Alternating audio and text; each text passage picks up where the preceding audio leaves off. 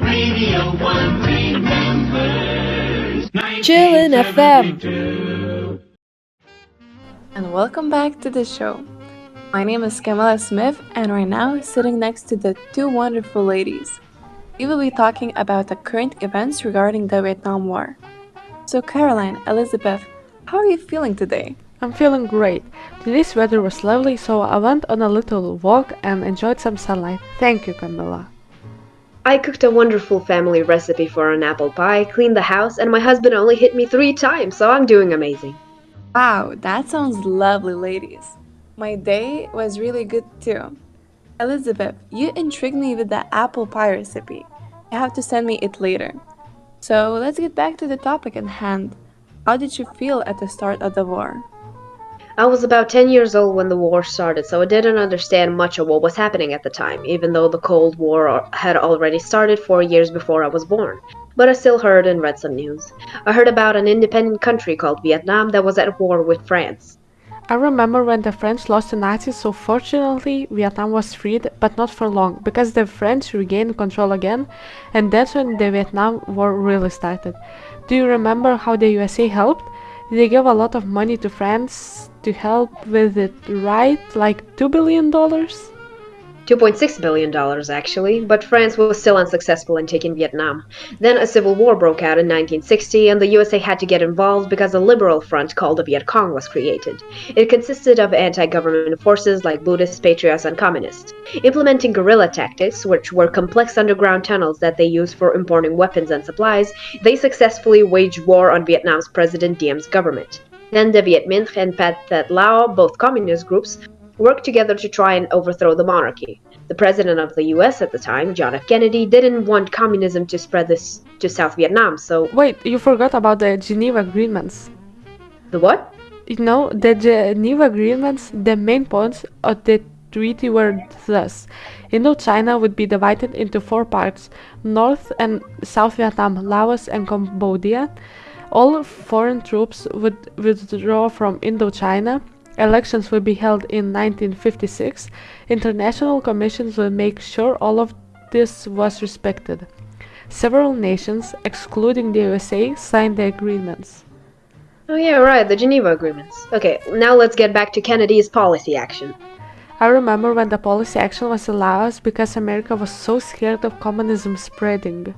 The old USA President Eisenhower even warned Kennedy that it is like a cork in a bottle. Once it popped, the whole region would fall into communism. But the CIA helped a lot by training an anti-communist force to send supplies in from Thailand. Okay, ladies, so do you remember anything very traumatizing? Yeah, the aerial bombing. It continued heavily until 75. I remember my family being so scared. Wow, did someone try to stop the bombing? Yeah, in South Vietnam, 16,000 military advisors were sent to help Diem. But in November of 63, the CIA helped stage an internal coup, which ended in the bloody execution of Diem and his advisors. I remember that later that month the same thing happened to Kennedy. Johnson succeeded Kennedy, right? And he was a firm believer in the domino theory. So can you tell me more about that?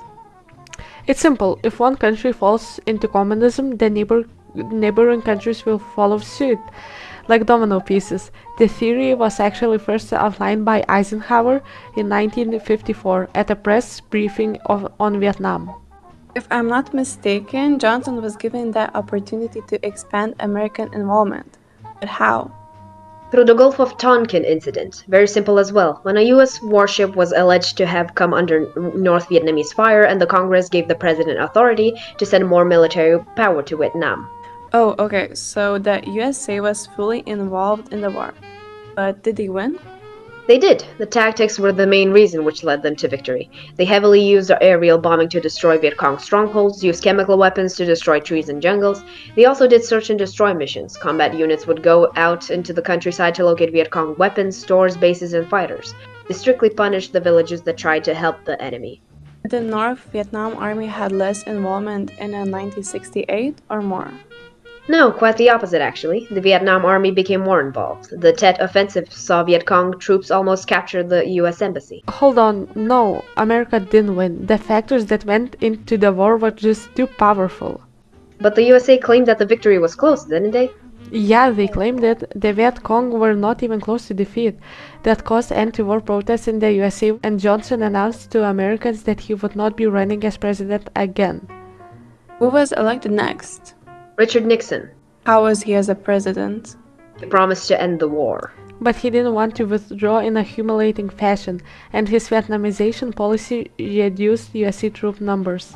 Oh yeah, and extended the aerial bombing into Cambodia without telling the Congress, which increased public criticism. Since the year 1968 was a vital one, the peace talk did help and made progress in 1972. To force the hand of the North, Nixon launched the heaviest aerial bombardments yet. He also made a secret promise to the South that the USA would support them, but again, the Congress didn't know. How did the war end?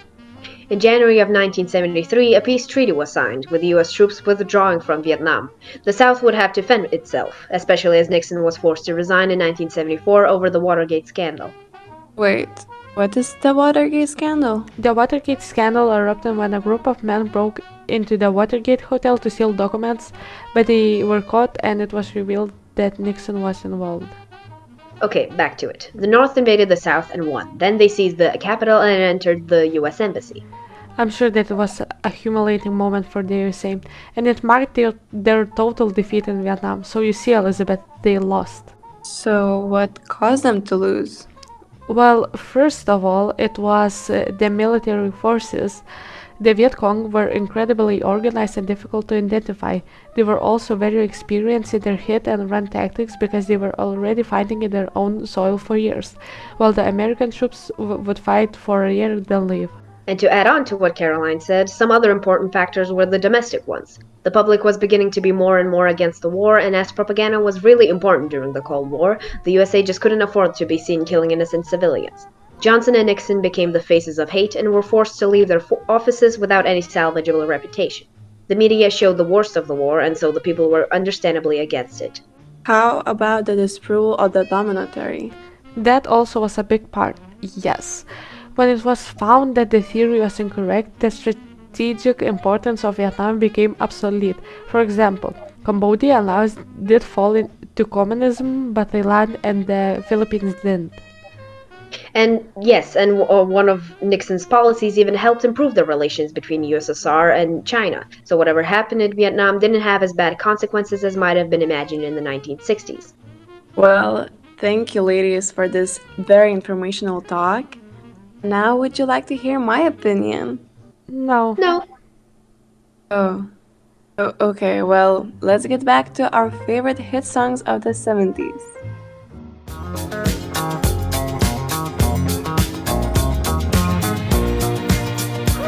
Wait.